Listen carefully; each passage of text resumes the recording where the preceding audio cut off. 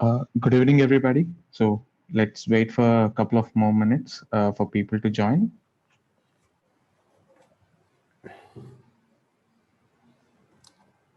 And meanwhile, I'll show up a slide, or you might actually refer to your email, which was talking about downloading the basic requirements. You may probably install Anaconda and download NLTK spatial libraries along with NLTK libraries like PUNKT and perception taggers and stop words. Okay, that might be useful.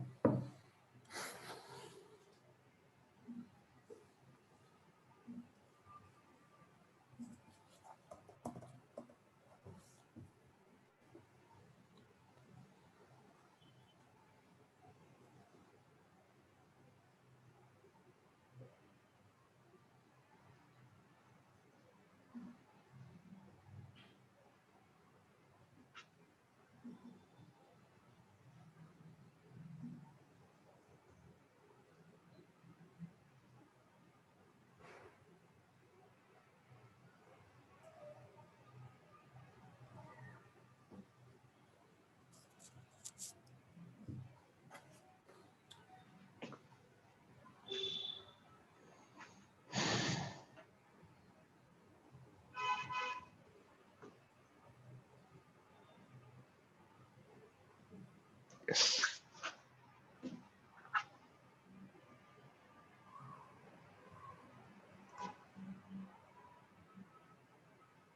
Uh, I got a question right away. Sir, can you send the slide after the webinar? Yes, Nitesh, I'll forward the slides after the webinar.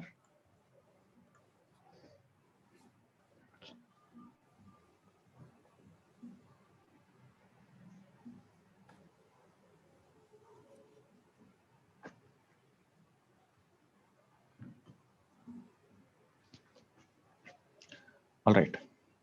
So good evening, everybody. So I guess we have enough amount of participants here, and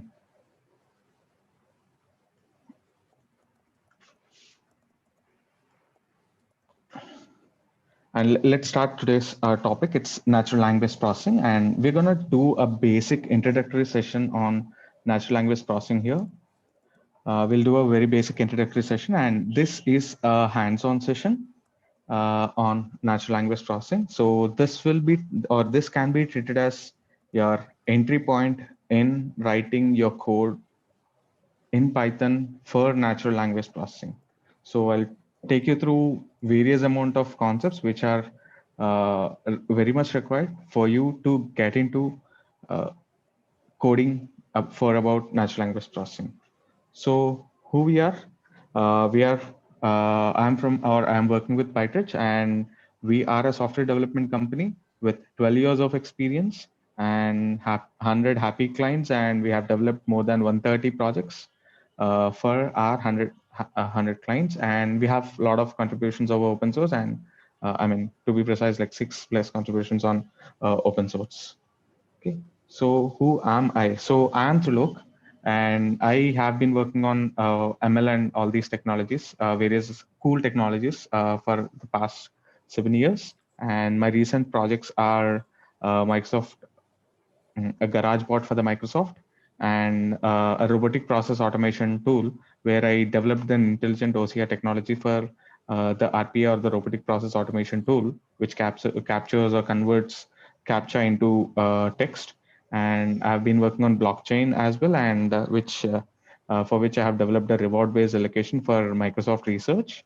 And I parallelly work on a lot of other cool things like LSTM models and RNN models and object recognition and lot of like various amount of things. So this is me. Let's get on to who are the target audience for this particular session. So this session is intended for people basically who are learning NLP, who plan to start NLP, or understand what exactly NLP does, okay, or how a particular computer can actually understand the English statements that you are actually giving. So this is where the target audience should fall under. And if you're planning to convert your existing application in with or adding NLP to that, yeah, this is a place. This is the right place for you. Okay, and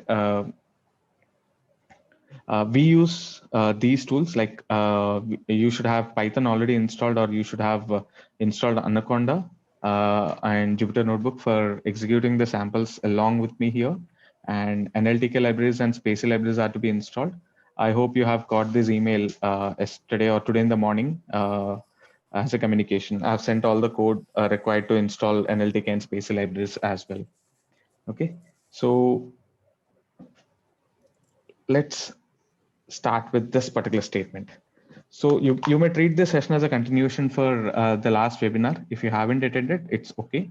If you have attended, yeah, you are on the right place. Yes.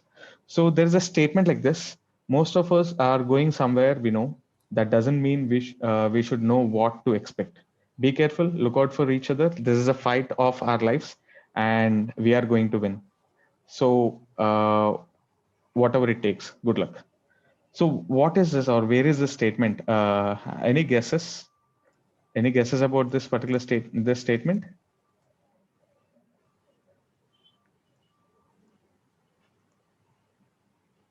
Okay, all right. So I took the statement because it sounds very reasonable and very near to what we are going through these days. So we're fighting against something very big called as a pandemic, COVID pandemic actually. So I've taken this, yes, Captain America Endgames. Captain America uses this particular statement to motivate others. So let's see how does this particular statement be like, how does our algorithms, or how does our work actually evolve and read this particular statement, and can we like we can actually go through or use this particular statement in our session completely. Okay,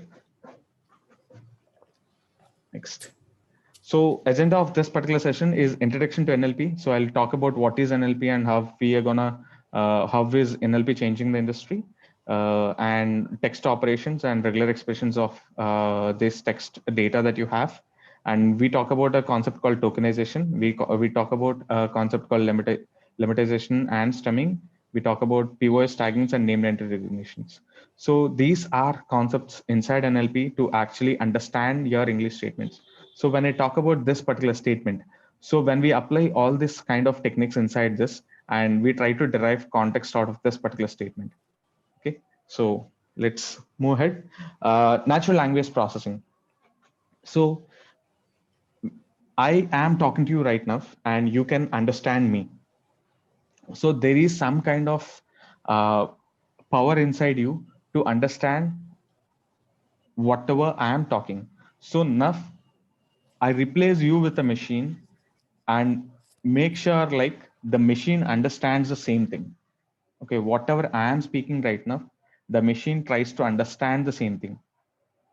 Okay, so now this is natural language processing. So we are making a machine to understand, or we are making a machine capable of understanding whatever we are talking, whatever humans are talking.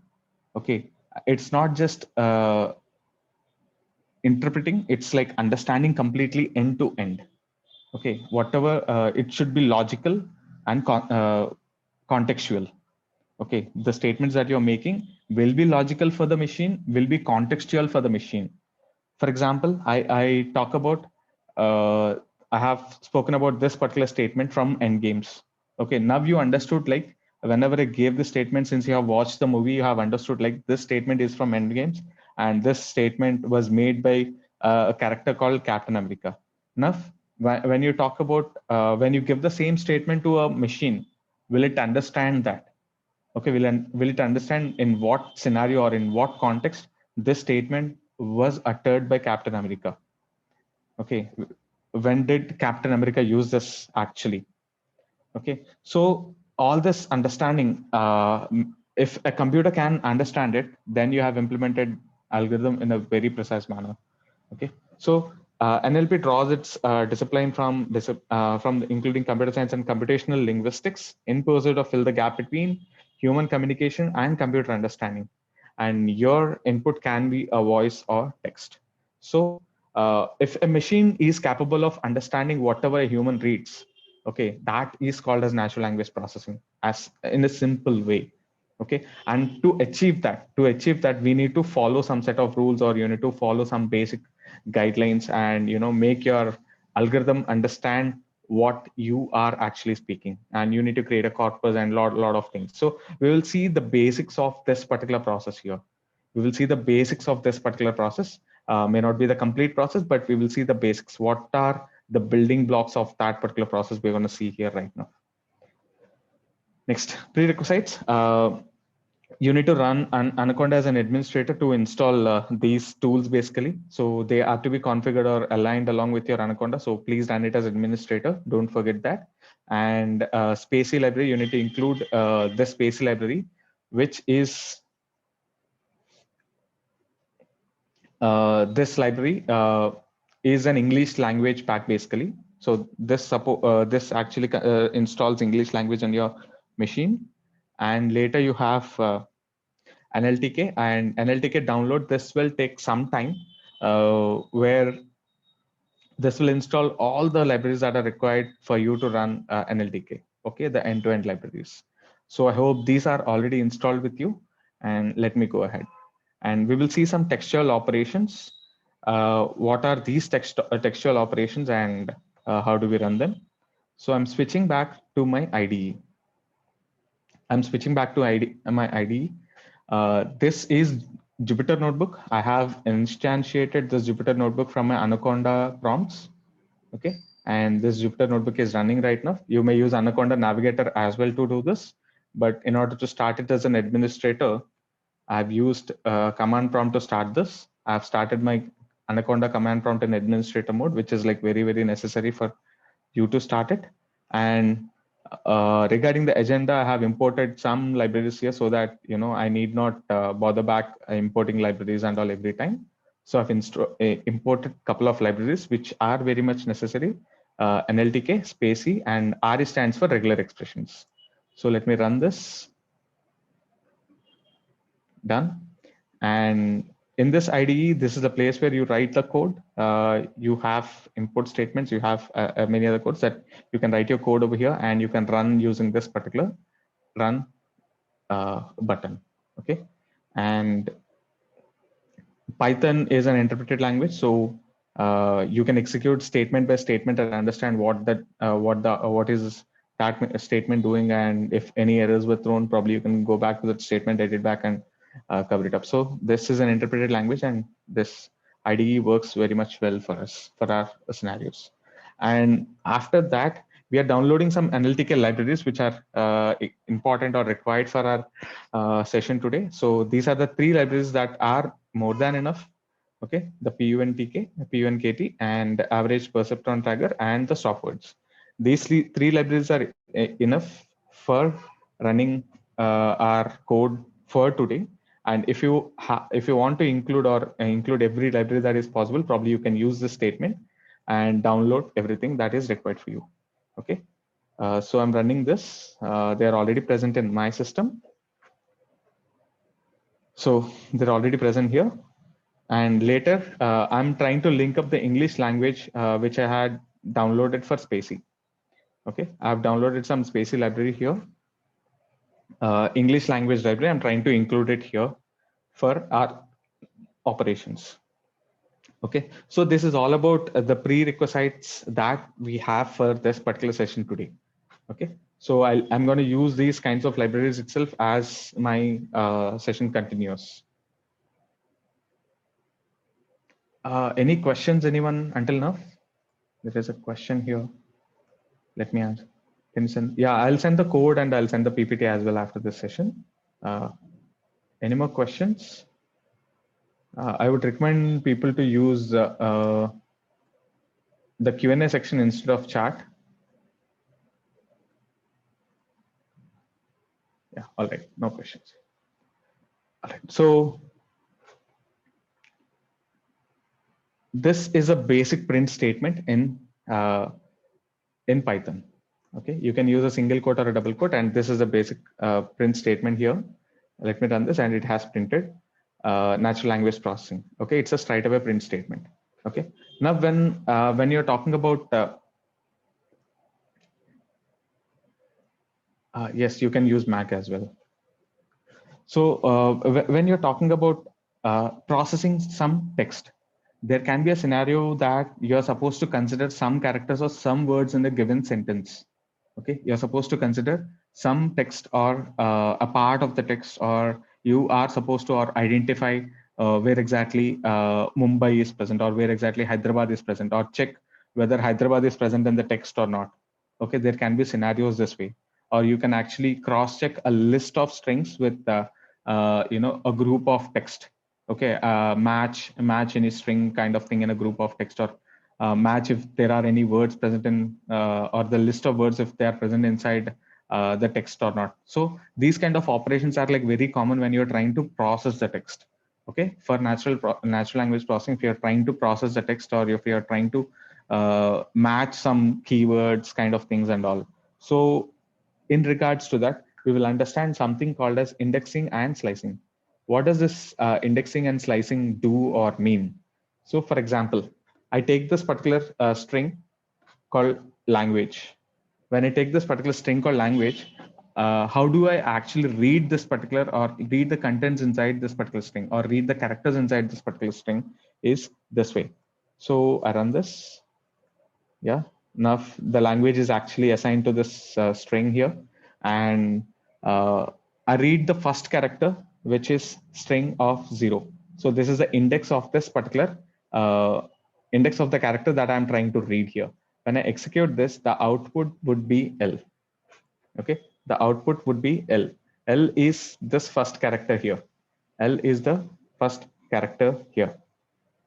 Now, so what can we infer from here in this particular context is the index of the first character is 0, and from left to right, the index starts from 0 to the length of the string minus 1. The last index of this particular string from left to right is length of the string minus 1. Okay, so it starts from 0, and if you want to read it from the left, we can, if you want to read it from the right also, we will see what is that. Okay, and see, I tried to print two characters here, string of 2 and string of 5. String of 2 is N and string of 5 is A. Okay, with respect to the index, the third character, which is the index 2, okay, is printed here as N and printed here as 5. And can I check it in the chat section? What does string of 4 print? Probably you may use the chat section right now. What does string of -4 do? Just keep some guess. Okay, an answer is U. Let's see. Any more answers? Please don't use question answers for this. For answering my question, please use the chat section. For asking questions, please use question answer section. Yeah, you people are replying you. Okay, -4 error. All right, I'm waiting for your answers. All right, let's see what happens here. See, it has printed U. Okay, why? When you're trying to read this particular statement from right to left, when you're trying to read this particular from right to left, you should use the minus sign. It's the opposite direction you're trying to read this particular string, and this is the opposite direction. And if you try to print string of -1, what happens? What happens now? See, it has printed two things, -4 it is U and -1 it is E. That means E is, this is the only character present, E is a single character present inside language. And when you check E, it is the last character for the word called language. That means from when you're trying to read a string from right to left, okay, from right to left, the index starts from -1. When you're trying to read a statement or a string from left to right, the index starts from 0. And when you're trying to read a statement from right to left, it starts from -1. Okay, the reverse way. Okay, so you can read a particular string from the last to first or first to last. Okay, last to first, it is negated. I mean, the minus sign because of the reverse direction. From first to last, it is a positive number. And from first to last, the index starts from 0. And from last to first, the index starts from -1. Okay, so this way. Now, this is slicing. Okay, this is slicing. This is how you try to break a particular string or a statement, whatever it is. Okay, this is how you break a particular statement and extract the contents of it. So here the statement written is string of 0:2. So what does this statement do? Can someone answer in the chat for me? Okay, LA is one answer.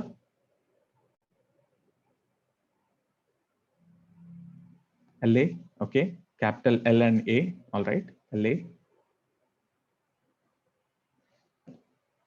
All right, so let's run this and check what does it print. See, it has printed LA.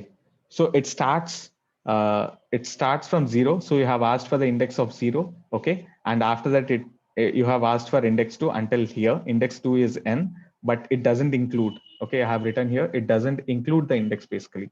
So you will get LA as the answer here. Okay, you'll get LA as the answer here.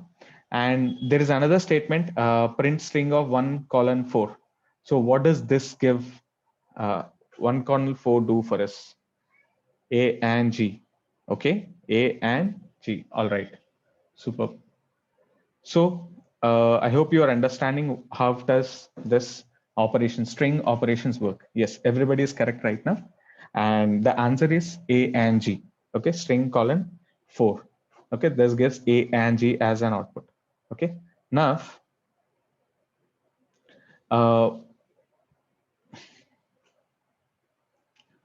I have a statement like this. Hello world, I am Chitti the robo. Okay, and I want to remove the asterisks present in this particular whole statement. Okay, when I run this statement called print statement or strip of asterisk, what does this do? What does this statement do? Just keep a guess. You need not be an expert in answering. Removes asterisk from both the ends, removes all asterisks. Okay. Yeah, let us run and check this. See, it has removed asterisks, but it hasn't removed the asterisk in between.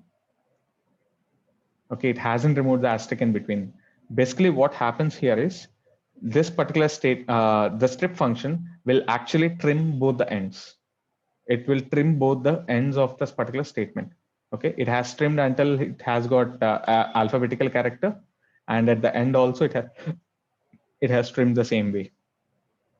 Okay, and it hasn't touched anything about the asterisk in between. Okay, this is what strip does. And if you don't mention any kind of symbol or any kind of bird or whatever it is here, this will remove spaces. This will simply remove spaces. Okay, if there is a space here, it will remove, or if there is space here, it will remove. It will not touch anything in between again.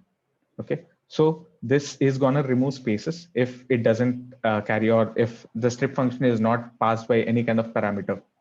Okay, so this is what strip does. I'll convert this back into the asterisk and I run it once again. Yes. Okay, now check this next method. Okay, next method is about join. What does this join do? What does this join do?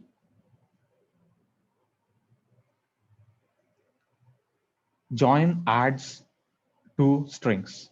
Okay, join adds two strings. So what am I asking over here is, uh, I gave one statement here called lucky.happy, and I'm asking to join this string one and string two with this lucky.happy. Okay, and see how does this particular operation, how is this operation performed? Okay, see, good luck, happy journey. So what had happened is this particular statement is present in between the string one and string two. It came in between, or it appeared, or it got joined in between this string one and string two. Let us test this. Let us test this. Let us get more understanding on this. I write some statement called hello now. I write some statement called hello. How does this join? Just keep some guess in the chat section. I'm trying to join lucky.happy with three strings. Yeah.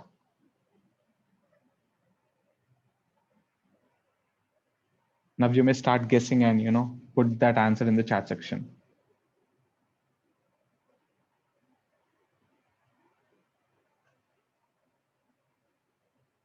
Okay. Good luck. Happy journey. Hello. More answers?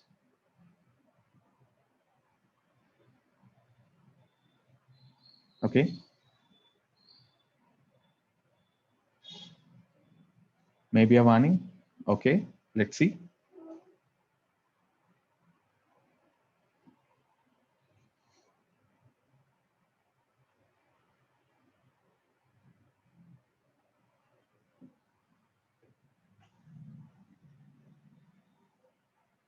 More. I'm waiting for answers. All right. So let me once execute this, run, and see what had happened.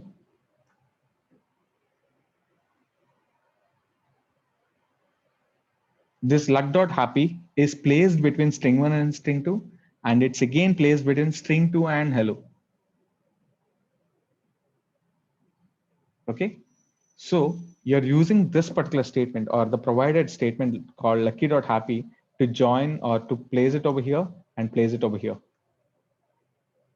Okay. So the string one and string two are joined by this word called lucky.happy or the statement called lucky.happy, and string two and string three are joined by this statement called lucky.happy. Okay. So you are placing this given statement in between both of these. For example, I want to just join good journey. How do I write that? Can someone give me the code? I just want to join good journey. That's it. I don't want anything else in my statement. Okay, enough. Give an example, or how do you write this code in Python? Just give me that statement in the chat. Yes. Okay, any more answers?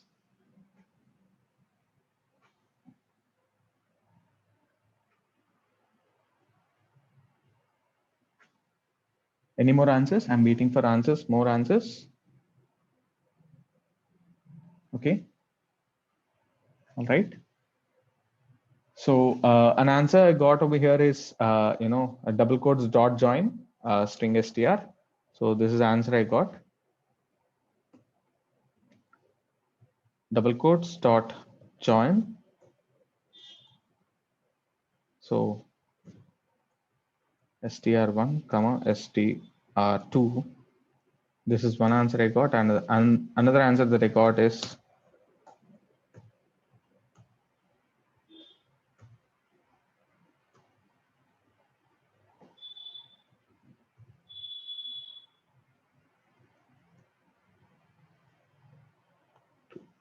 Let's execute all these and check how does this work.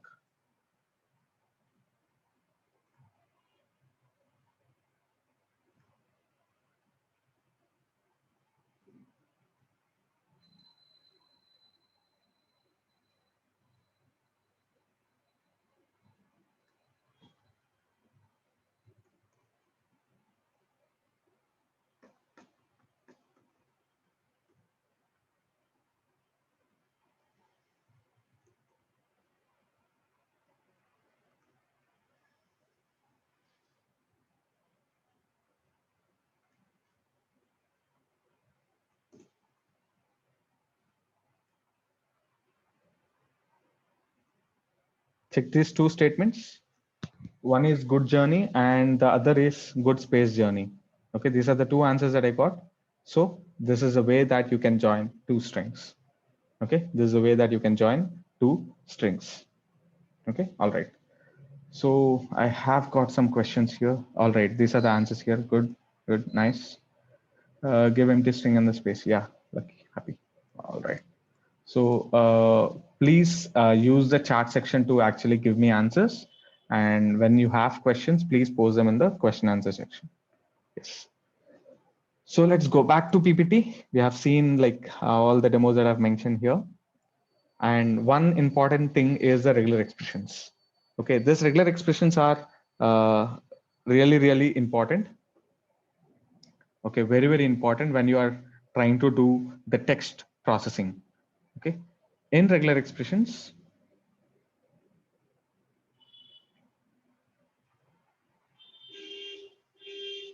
for example, you're trying to get some string, or you're trying to identify some phone number inside a address. Okay, you have some postal address, and you're trying to verify whether he has written a phone number or not in his postal address. Okay, so you will check for a 10-digit number. Okay, you should not just stop at checking like whether it is a number or not. It can be a zip code or a pin code. Okay, it can be a zip code or a pin code. You need a phone number, so it's 10 characters.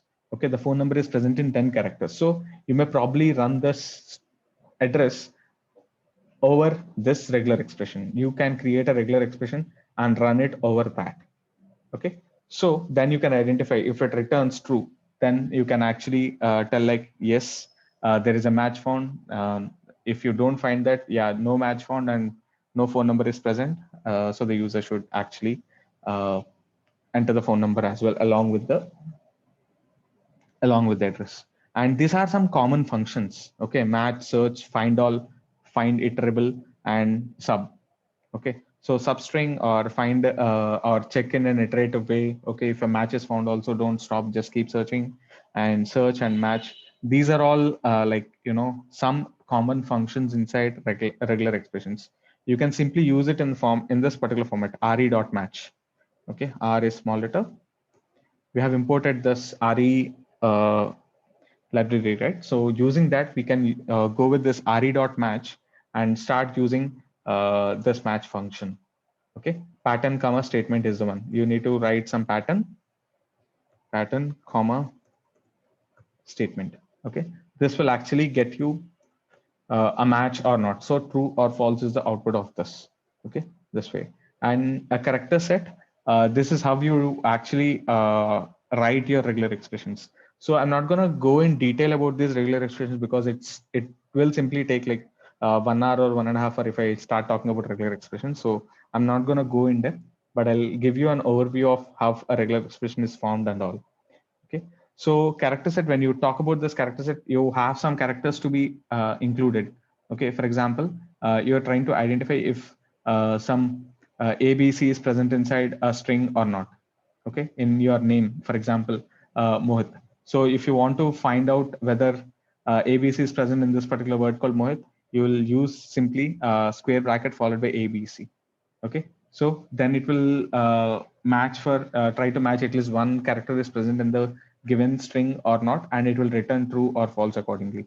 Okay, and this is for small ABCs or lowercase letters, and this can be used for lowercase and uppercase letters. and A to Z. This is a range of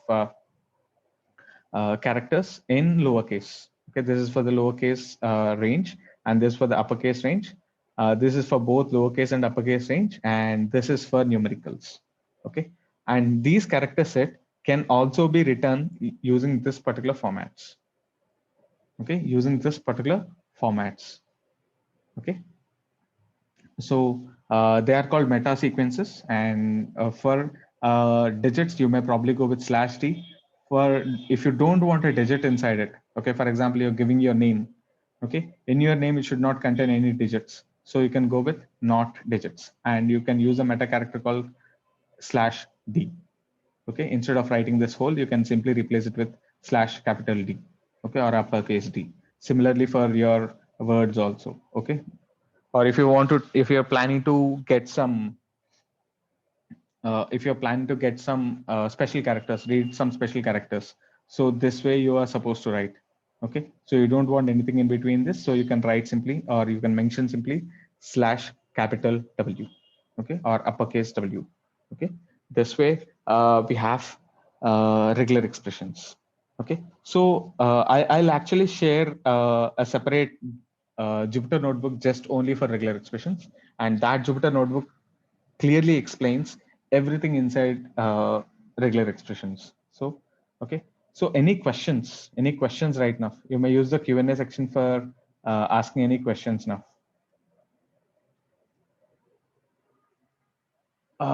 Okay. What does this indicate? Probably we'll check for this later, maybe. We are not dealing with regular expressions in depth right now. Probably drop your email ID as well, so that, or drop us on our email ID, so I'll clearly give you an understanding on this.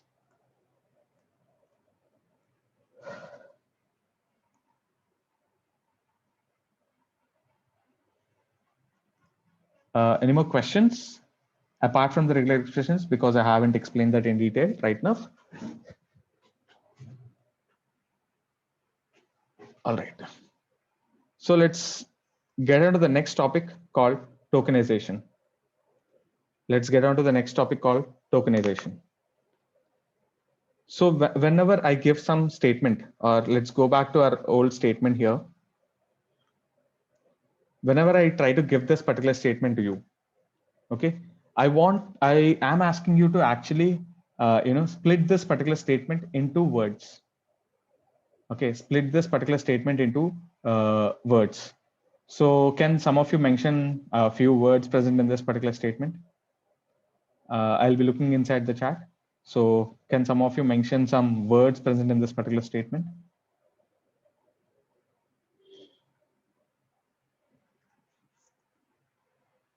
Okay, give me a group of words, not just single word. Like at least give me some 3 to 4 words in this.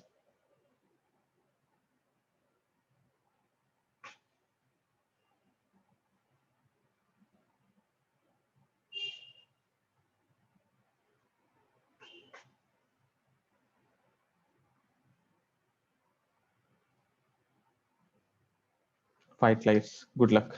Yes, whatever. Okay.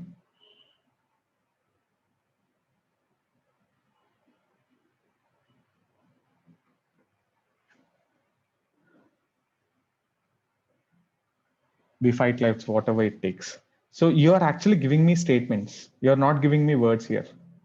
You're giving me statements again. You're giving me, or adding, subsets of statements, and you're giving me. All right. So let me go back to the notebook, and let me show you over that. Okay, I have the same statement taken here. I have the same statement taken here, and I'm trying to tokenize this particular statement. I'm trying to tokenize this particular statement. Okay, I'm trying to tokenize. So I'll convert this particular statements into individual tokens. Then you will understand what is tokenization. Okay, so let me run this set of code. Oops.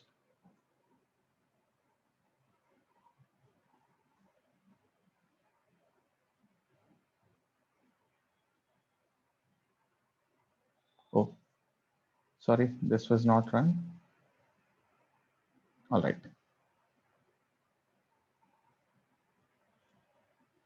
So let me run this now. See what had happened.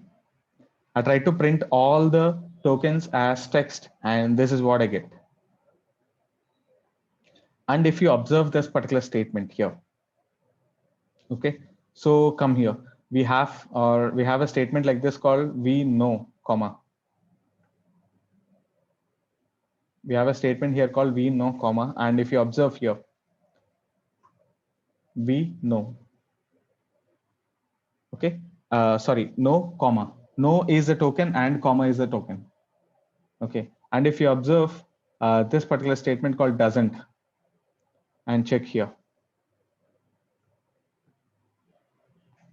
Doesn't is converted into two tokens, does and not. Okay, but when you actually do a normal split, or when you try to break this particular whole statement into individual words, okay, what you will do is you will parse over the space character, right? You will parse over the space character. So you, until you find the space character, you will treat that as a single word. Okay, so most would be a word, off would be a word, us would be a word, and so on. No would be a word, no comma, you will take comma also. You'll consider comma also along with no. You will take doesn't along with does. Okay, so that keeps on going, until the end of the statement. Okay, that keeps on going until the end of the statement. But tokenizer actually divides them a bit intelligently. It even considers a punctuation called full stop. It even considers this full stop as the next token, as a new token. Okay, so these are all individual tokens. Okay, this is what a tokenizer does. Tokenizer is breaking the raw text into small chunks. Tokenization breaks the raw text into word sentences called tokens, and we call them as individual tokens, and help in understanding the context or developing the model for NLP. So this particular tokens are very useful for us to understand the context of this particular statement. Okay, so we'll try to match this with set of statements or set of or the corpus that we already have, and understand what this particular user is trying to tell us. Okay, so this tokenization will actually break this particular whole statement into tokens. Okay, nothing but words. You can precisely call them as words, but we should call them as tokens. And this tokens will help us understand the inner lying meaning of this particular whole sentence. Okay, so that is meant by tokenization. Next is stemming. So what is the stemming? So what is meant by stemming? Yes. Okay. So I'm talking, I keep on talking right now. So when I'm uttering the word called talking, okay, I get this particular word called talking, and I want to understand what is this root of this word called talking. Where does this, where did this word called talking arrive from?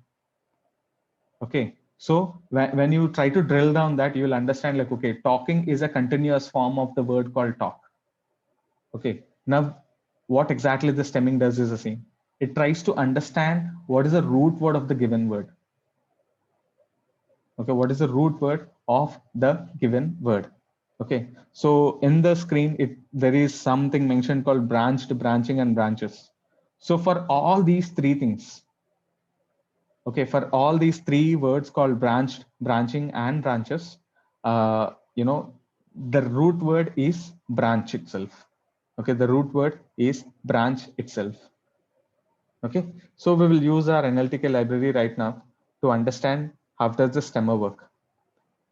Okay, how does this stemmer or stemming work? Okay, in stemming, we commonly use two stemmers. One is a Potter stemmer and another is a snowball stemmer. Okay, there are a lot of other stemmers as well. Okay, there are a lot of other stemmers as well, and we use either a Potter stemmer or a snowball stemmer in most of the cases. So after stemming, what happens? And let's see the procedure of stemming and how does the stemming work. Okay, let me run this whole set of code and explain you later. See, this has divided into set of tokens, and you can sorry, this is the first or the words that I've selected is the actual statement, and the words that or the output that I haven't selected is the part after stemming. So if you observe here, most is most itself, off is off, us is us, are is are, going has converted into go. Okay, going is like from one place to another place, from somewhere to somewhere. Going is like a continuous task, and the root of this particular word is go. Okay, and somewhere, if you observe here, somewhere e is stripped off. Okay, e is stripped off here. We will understand or we will talk about it why. Okay, and v is v, no is no, comma is comma, that is that, does is converted into doe, does is converted into doe, and later what is converted into what is what itself, expect, be careful, careful is converted into care. Just observe here, careful is converted into care, out for each other, this is converted into thi, this is converted into thi. Okay, lives is converted into live. Okay, we are going, going is go again, and whatever is what ev, whatever is what ev, takes is take, takes is take. And see, so these are converted right now. The words that are present as going, somewhere doesn't, does, basically does, uh, going and all, lives, all these are converted into their base forms, or they call them as base forms. So we got some as correct and some as wrong. When you talk about somewhere, somewhere is itself a word, it cannot be further drilled down, that's the base format of that particular word. But this particular stemmer actually gave something called uh, SOMEWHER. E is missing again, so it has stripped down that particular e from the word called somewhere. Okay, why is this happening? We have used a stemmer called Potter stemmer here. Okay, we have used a stemmer called Potter stemmer. So what does this Potter stemmer do is, it is actually built upon some rules. Okay, this Potter stemmer is actually built upon some rules, and these rule, it is a rule-based stemmer, to be precisely called. This is a rule-based stemmer, and this particular rule-based stemmer directly applies the rules over the given tokens. Okay, so if you observe here, I'll explain the code right now. So we have imported the Potter stemmer here with the word tokenizer, and we have imported the Potter stemmer, and we have considered the statement here again. Okay, and we have converted this into the lowercase. We have converted the whole statement into lowercase, and from the lowercase, I try to tokenize them and print the words. Okay, I have tokenized. So what does this tokenization mean is, this converts the given statement into tokens. That means individual words. Okay, so after tokenizing, I ran the stemmer over the list of words. I ran the stemmer over the list of words. This is the list of words. I've printed the words here, and I ran the stemmer on this particular words. Okay, and I have printed the list which is present in the word stem. Okay, that's it. I've printed the list in the list called word stem. Now these are the two lists. Okay, these are the two lists, and this stemmer is a rule-based stemmer. Okay, it is on specific rules. It doesn't care about what is the output. Okay, it simply performs stemming operation uh, on the given sentence or the given set of words just by blind rules. Okay, and this is developed somewhere in 1980s, and this is not so effective for people.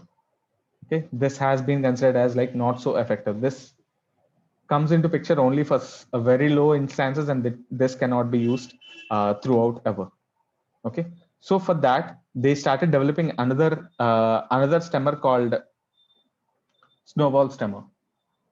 They've started developing another stemmer called snowball stemmer, and they have given more rules apart from the Potter stemmer here.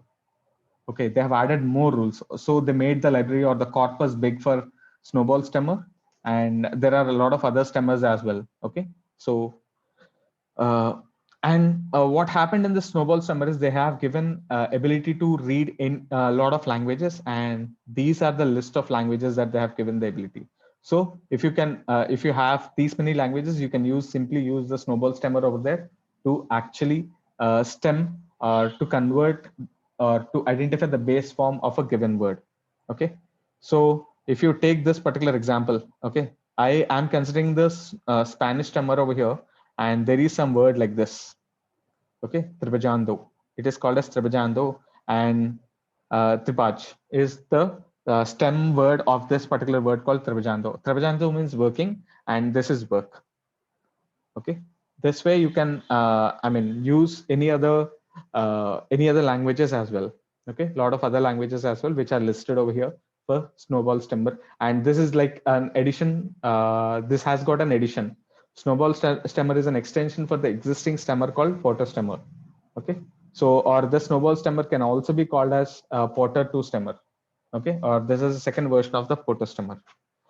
So any questions in or any understandings or any doubts in this tokenization and stemming part? Any doubts in this tokenization and stemming part?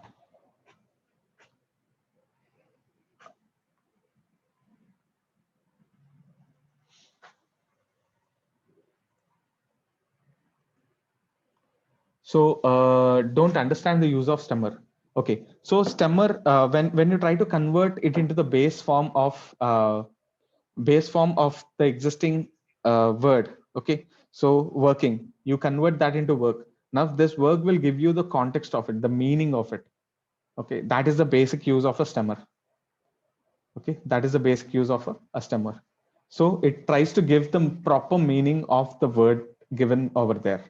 Okay, so we try to convert the existing statements or the words into their base forms and try to understand the context where this particular word is being used. Any more questions?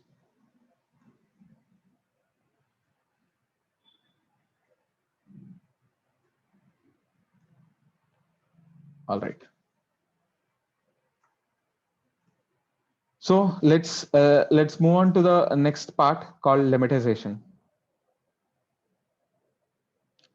If you have any questions, yeah, you're good to ask me anytime. Just keep posting them in the Q&A section. Lemmatization. So this lemmatization is like somewhere related, some or other way related to stemming itself. It looks almost same for stemming. Okay, it looks almost same as stemming itself. Okay, so if you observe here, there is an example here called original word and lemmatized word. So original word is goose, and the lemmatized word is also goose.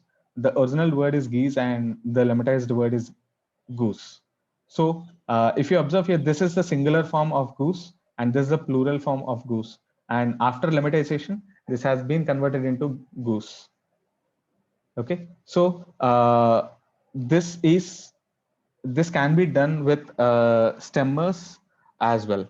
Okay, this can be done with stemmers as well, trying to get the root form of the word. But when you run this through a stemmer like a snowball stemmer or a Porter stemmer, what happens is the E in the end gets chopped off.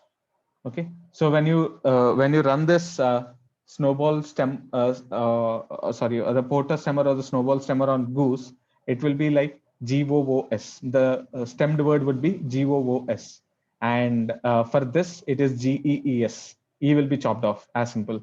Okay, so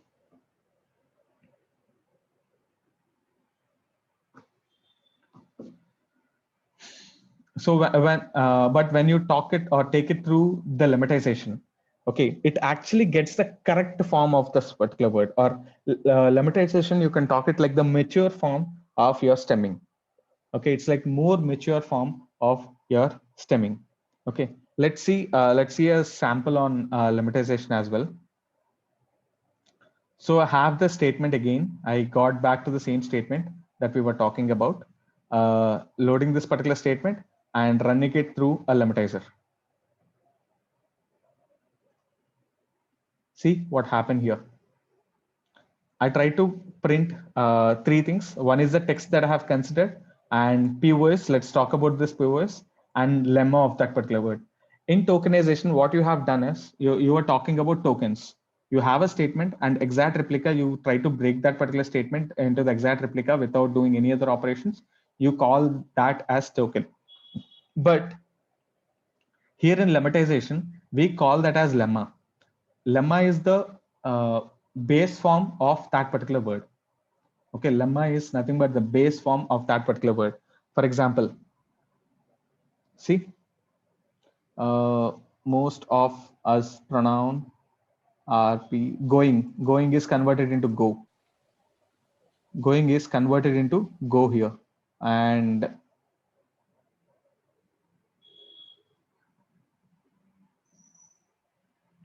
that way it keeps on. So it actually converts, takes is converted into take. Okay, going is converted into go, R is converted into B. Okay, is, are, and all these things will be converted into B, actually the base form of that. Okay, so this is called as lemma right now. Okay, this most is called as lemma, this off is called as lemma, or going is converted into go right now, and this is called the lemma of going.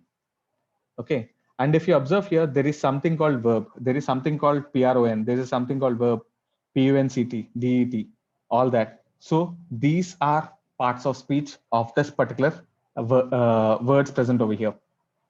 These are the parts of speech of this particular words given.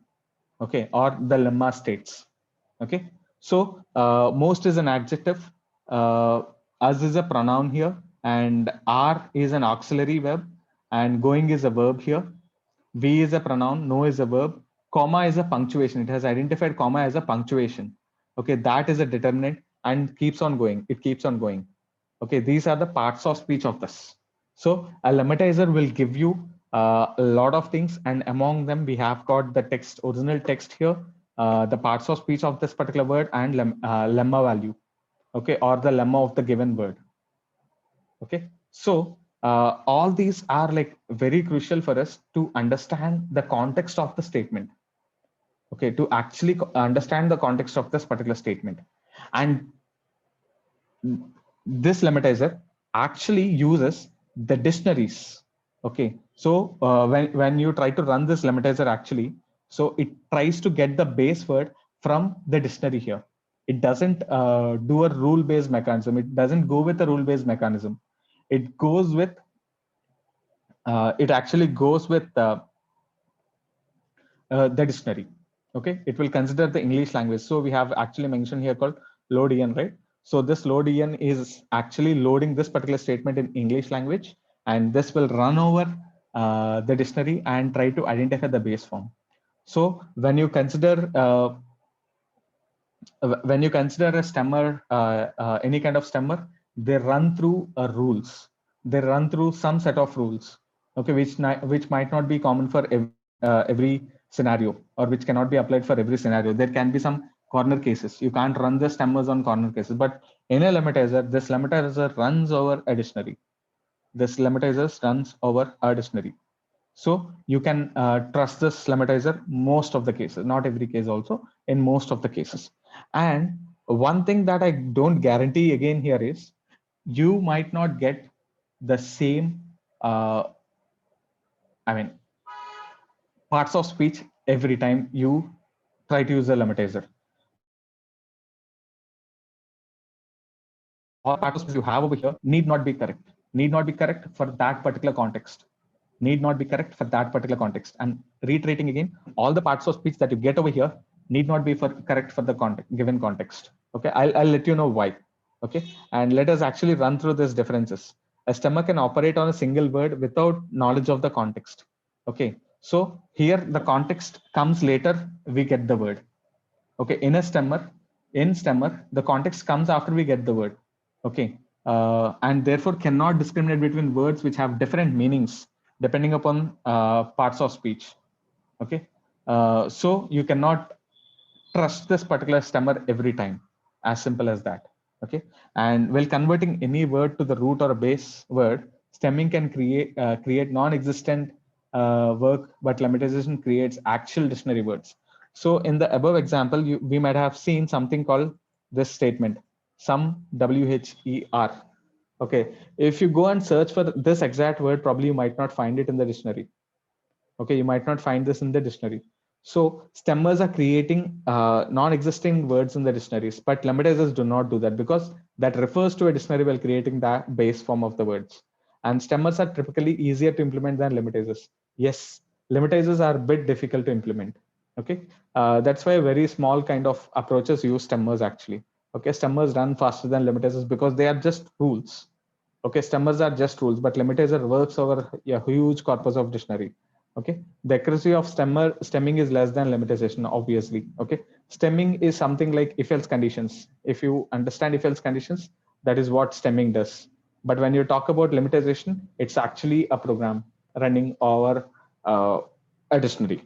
Okay, lemmatization is better than stemming and informative to find. Yeah, stemming lemmatization gives us a lot of information and also to determine the parts of speech around the word. That's why Spacy has lemmatization and not stemming. So we will do lemmatization with Spacy. Okay, so we have considered the Spacy library over here to perform lemmatization. Okay, so Spacy doesn't contain lemmatization. Sorry, stemming.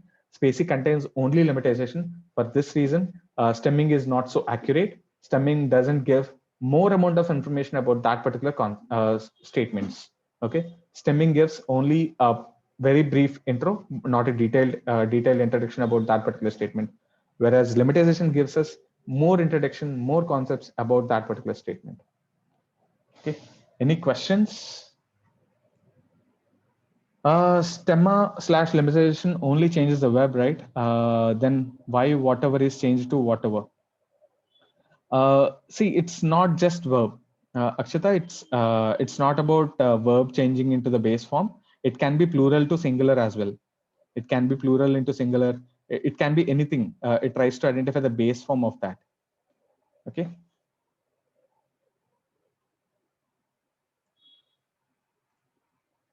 All right. So next is stop words. Next is stop words. So, or I have a couple of slides here. Demo of lemmatization using Spacy, and see, yeah, here when you talk about stemming over the word called change, it is converted into chang. Is stripped off from this particular word, and changing is a verb. Changes is not a verb. If you understand here, changes is not a verb. Okay, sorry, it's a form, and changed is a form of the verb, and changer is not again not a verb. Okay, and the root form of this particular changer is also chang.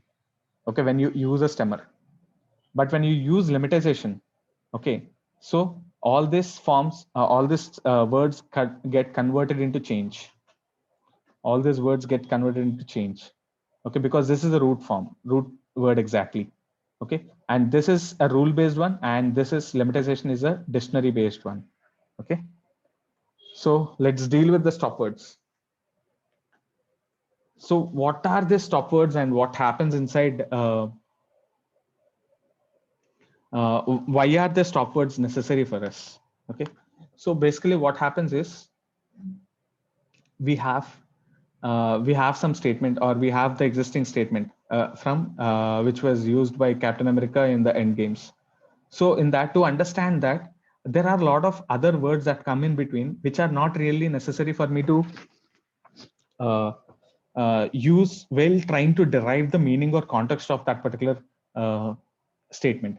Okay, so such kind of words like is, am, the, for, all these are, words which are common in every language. Okay, sorry, common in every statement that you come across. Okay, some conjunctions and all that are like most common words, but they don't really give me more context of this particular statement. If I remove that also, I can get some meaning out of it. Okay, I can try to identify the context out of it. So they are just added between for a human to understand, not really for a computer to actually gather the context of it.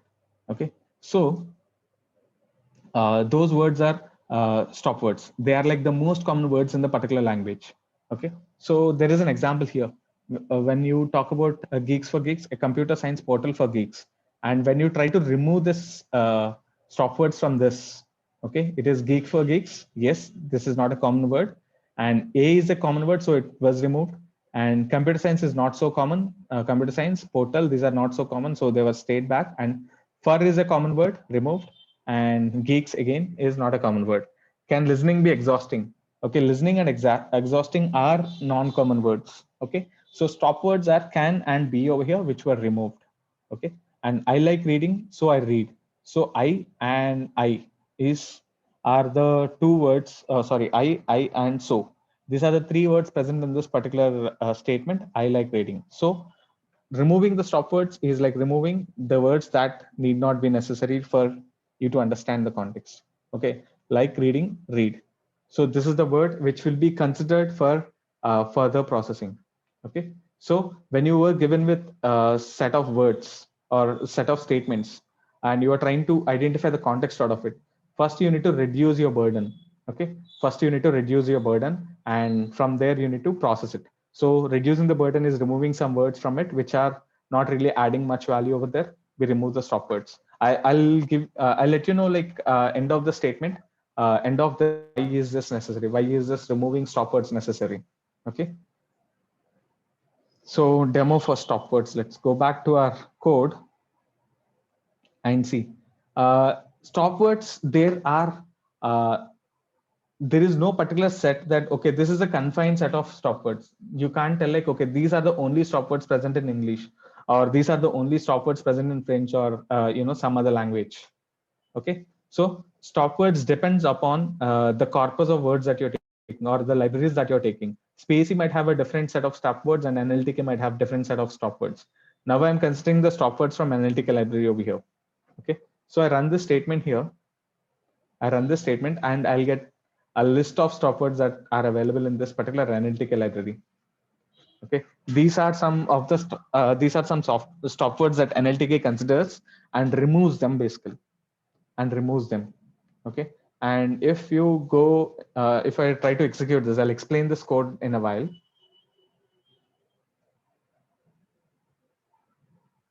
See, uh,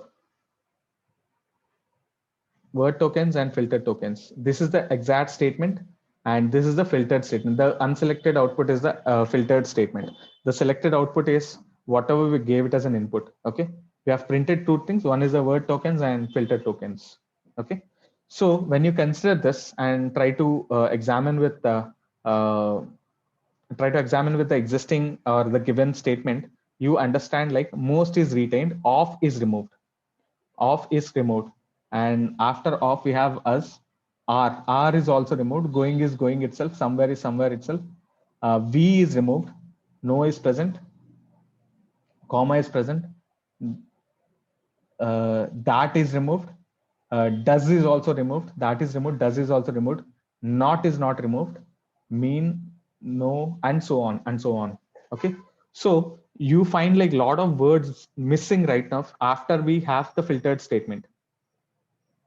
After we have the filtered statement, or after we remove the stop words from the given statement, we are like staying back with this words. Okay, rest of the words, so-called stop words, are removed by using this NLTK library. Okay, if you observe, you can find off in this particular list. See, this is off. Off is present in this particular list, or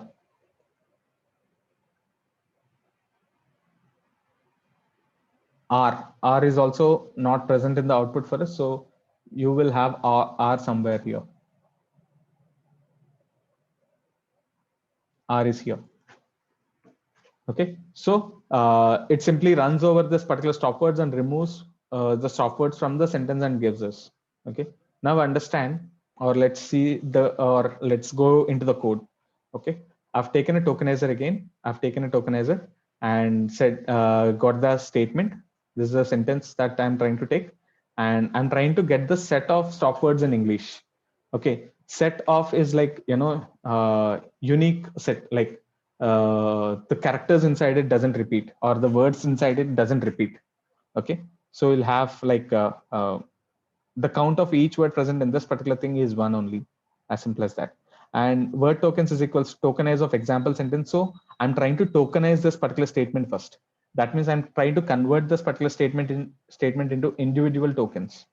Okay, individual tokens, and I'm running or comparing whether the word, if the word is present inside the token or not, or whether the word is present, whether the token is present inside the stop word or not. If it is present in the stop word, I'm not gonna use it. If it is not present in the stop word, I'm gonna transfer it to something called as a filtered sentence. Okay, and I keep on appending it to the filtered sentence, the tokens, and I am printing the final statements along with the word tokens that I have.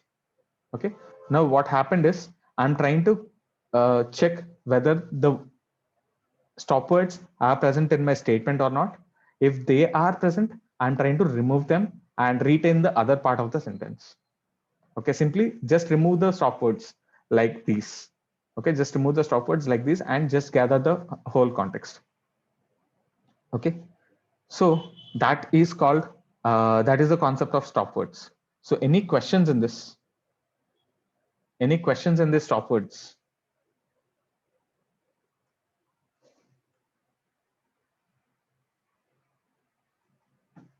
Any questions in the stop words?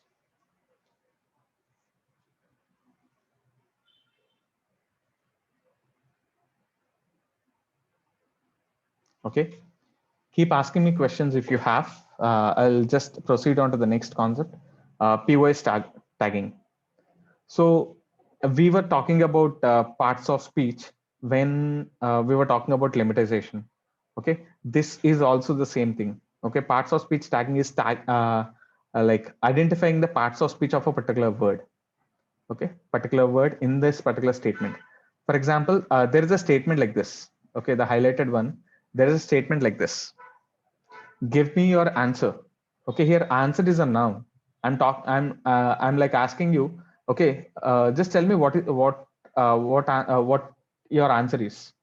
Okay, but when in this particular statement called answer the question, that means I'm trying to ask you like to do some activity here. Okay, for a given question that I'm doing, I'm trying to do some activity. Okay, so this answer is a verb, while in the first statement the answer is a noun. Okay, so this parts of speech tagging, POS tagging, will actually help out to understand the parts of speech of that particular word. Okay, so let me run this code and identify these are the parts of speech available. Okay, these are different parts of speech, and what this parts of speech means, this is the document for that. Okay, so uh, it's not just like 6 or 7 as in your English language. We have more amounts of parts of speech in our machine learning. So we have a determinant, this, that, the, and all, and we have a noun, which is singular noun, or we have a plural noun, and then P is the plural noun. Okay, and proper noun, proper noun plural basically. Okay, and it goes on conjunctions. Okay, CC stands for conjunctions, and verb VB. Okay, verb in the past form. Okay, so some doing kind of activities, or did kind of activities, kind of things. Okay, adjectives, adverbs. Okay, all these prepositions, personal pronouns. Okay, I, she, they kind of. Okay, so this way we have like lots of parts of speech, and this POS tagger from the NLTK library, this POS tagger from the NLTK library will help us identify that. Okay, will help us identify these kinds of tags. Okay, so any questions in this? Why are we having two things? Lematizer also does this POS tagging, and why do we want a why do we need a POS tagger again? Okay, the first difference I can talk about here is lemmatizer is present that we have used this from Spacy library, and this POS tagging I'm talking it from the analytical library. If you have observed, that's the first thing. Okay, so not all the libraries will have everything. So some has their own concepts. Okay, that's the first thing. And second thing, all the lemmatization, all the lemmatizers will not give you a proper parts of speech. Okay, they might not be correct. So you require a specific concept of POS tagging again. Okay, you need something in specific called POS tagger over here. Okay, so they will give us accurate parts of speech of the particular word. And I'm talking about accurate, it need not be real as well. Okay, sometimes this can be also misleaded. Now, to understand this, we have a scenario to identify the parts of speech. Okay, we try to identify the word formation or the sentence formation, and a sentence should contain these many kinds of parts of speech to get a proper context. Okay, so a sentence should actually contain these kinds of parts of speech to create a proper context. That we will run, we will actually train an algorithm for that, and we will try to run our algorithm over the given sentence, and we will try to identify or correct the existing parts of speech with new parts of speech. Okay, this is an extension completely. This is not parts of speech is not this much, or POS tagging is not this much. It has got a very big amount of extension to understand more about like how is it happening and all. Okay, if you find some parts of speech to be like not correct, if you find some parts of speech to be not correct in the given list, okay, then you can extend that and you can train your algorithm to identify what is the parts of speech of the given statement. Okay, so that's a completely different scenario which we are not concentrating for enough. Okay, so any questions here? Any questions?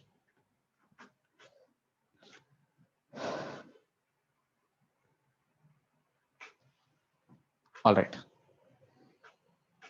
So I take it no fun enough, and let me go to the next part or the last concept called named entity recognition. Okay, named entity recognition. Okay, so what this named entity recognition does is it tries to identify entities, specific entities present in the given statement. For example, in the image over here, you can see India. India is treated as GPE, or Google is treated as an organization, and Steve Jobs is considered as a person, and Aman Karwal is considered as a person. So this named entity recognition tries to identify locations, tries to identify if any people names are present, or any location coordinates are present, or any date is present. Okay, so this NER or named entity recognition will actually help us understand the entities present inside, or the actors or players present inside a particular statement. Okay, actors or players present inside a particular statement. So let's go back to our code and let's try to identify that. Okay, now I'm using a different statement here for purposefully. I'm using a different statement here called I'm living in India and studying in IIIT. Okay, I have a statement like this. And can someone try to identify what are the entities present inside this? And give it to me over the chat.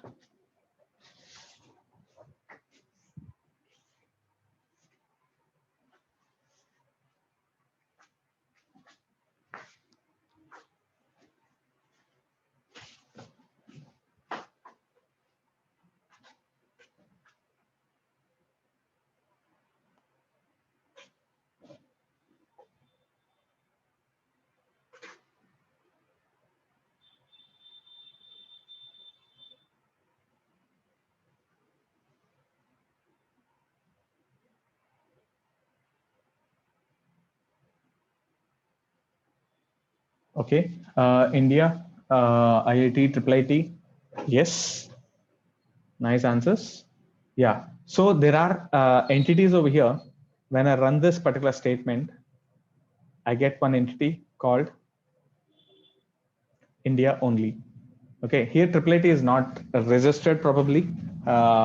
See, we are using Spacie again here. We have gone back to Spacie, and Spacie might not have AAA or IIT in their corpus to consider that as an IIT, that as an entity. Okay, so if you observe here, India is an entity. Yes, it has recognized that as a country. Okay, and IIT is not actually recognized as a entity right now here. Okay, so you actually need to run or train your algorithm, train your Spacie library. Okay, to understand IIT also as an entity here. Okay, we need to do that particular training here. Okay, here India and IIT are entities, but the basic Spacie library do not contain IIT inside its corpus, or it doesn't have a definition for it. Okay, it might have a definition for Google, it might have a definition for Microsoft. Okay, but here in this particular library, it doesn't have a definition for IIT. For that reason, it did not recognize IIT as an entity here. It has only recognized India as an entity. Okay, so this is just one example, and you can actually identify, okay, the actors inside your statements. Okay, nothing but entities inside your statements, and these entities can be location, entities can be date, time, okay, coordinates, pin code, okay, city names, country names, okay, organization names, okay, sometimes a person names. Okay, all these are entities, and that can be identified using the concept of named entity recognition. Okay, so see, these concepts are like, basics, okay, pretty basics of natural language processing. Okay, here we haven't written, large chunks of code to understand what is what. Okay, we did not write large chunks of code to understand what is what. Okay, but we have understood that these are the concepts. Okay, so for example, when you have some statements, you are supposed to convert that into tokens. So once you get tokens, okay, you can use some string operations over that. Okay, you can use some string operations over that, and you can perform some regular expressions over that. Okay, you can use some regular expressions over there to identify. For example, you have got tokens. Now you perform some regular expression over these tokens. Okay, and in the regular expression, you have mentioned like zip code. A zip code is basically a 5-digit character string. Okay, or a 5-digit string basically. Okay, so now you run this regular expression of zip code over the tokens that you get. Now, if it is a match, it will try to return you the zip code or the index of it, so you can go back and get the list. Okay, if it doesn't return, that means the zip code is not given in the address. As simple as that. Okay, so this way tokens are useful. Okay, this way tokenization and string operations are useful. And at a case, you want to identify the parts of speech of it. Okay, you want to identify the parts of speech. Now you go back and apply POS stacking over there, or you apply lemmatization over that. You try to get the base form of the word and the parts of speech of that particular word. Okay, now you can start analyzing. Okay, once you get this particular thing, you can perform something called as TF-IDF. Okay, TF, term frequency by inverse document frequency. Okay, so what happens over here is you try to get the context of these particular statements using this TF-IDF now. Okay, what does this term frequency and document inverse frequency do? It actually tries to get the context. So for example, I'm listening to music is one particular statement. Okay, and you have another statement called I love dancing. Okay, I'm listening to music and I love dancing. Now you try to compare both of these statements and try to understand whether these statements make a match or not. Okay, using this principle of TF-IDF. Okay, so listening is the word when you take. Okay, and compare this particular listening with other statement called I love dancing. Okay, it doesn't match basically. Okay, but if you find if you find a statement like I love dancing, then you can I listen to music while I'm dancing, or I dance for I listen to music while I'm dancing. If that is the statement, then probably the base form of listening can actually connect with I listen to music while I'm dancing. Okay. Now both these statements are somehow interrelated. Now you can try to derive a context upon that. Okay. So this way you can actually get to an approach of building a natural language processing tool or an algorithm based upon natural language processing. Okay, so this is treat this as a level 0 session. Treat this as a level 0 knowledge for you getting into natural language processing, and probably there are a lot more sessions that are planned for us for talking about natural language processing, going in depth and writing our corpus, and trying to train our algorithms and all. So there are a lot of sessions planned further. We will keep you updated on that. So meanwhile, if any questions, yes, you're good to answer. We have like 4 more minutes left until the scheduled time that I've given. You may keep asking me a lot of questions now. In the sentiment analysis, I've heard that first step is tokenization, stemming, etc. Can you briefly explain what is the second step? Sentiment analysis is about identifying the negated words, basically. What are the negated words inside that particular statement? And from there, we need to pick up. Okay. Probably the answer for this statement is not like do stemming or do tokenization and all. It's a process. Okay. You need to identify what are the negated words. For this also, you are supposed to perform TF-IDF principle. Okay. Go search for TF-IDF. In sentiment analysis, you will find like literally a lot of blogs. Okay. And that particular blogs will, that TF-IDF principle will itself tell you whether, the sentiment of that particular statement. Okay. Depending upon the keywords present inside it, it will help you get that.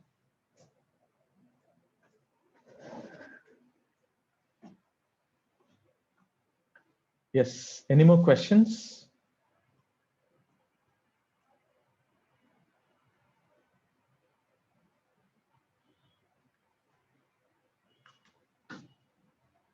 So we will send you the PPT and this particular document as well, this Jupyter notebook as well. So you may go through and understand. You can get back to us for if you have any questions and all that.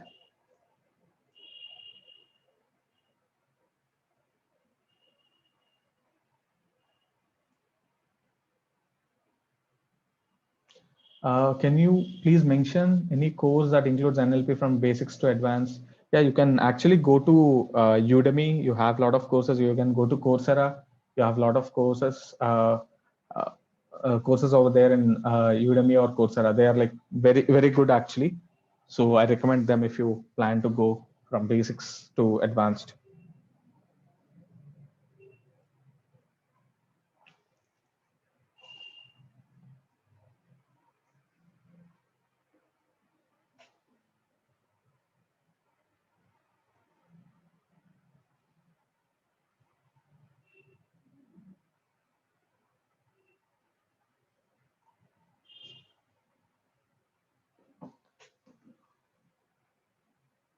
So assuming no questions, I'm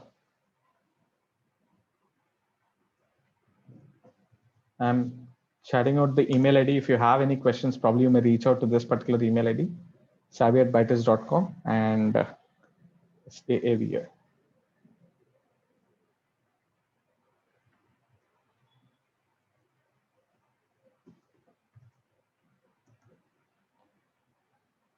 Ignore the first email. Second email is the correct one. You may reach out to us over there, and thank you so much for your time. Anything you can reach out to me over that particular email. And thank you so much, Wave team, Paresh and Shweta, for helping us in the last minute and getting all this done. Thank you so much. And yeah, we will sign off today. Thank you. Bye-bye. Thank you so much for this session, Trilok. Thank you. As mentioned, if you have any queries, you can reach out to us or the email ID mentioned. For the recording of the webinar, you may be like checking the same 13x page in a day or so. Thank you. Yes. Thank you so much for stopping.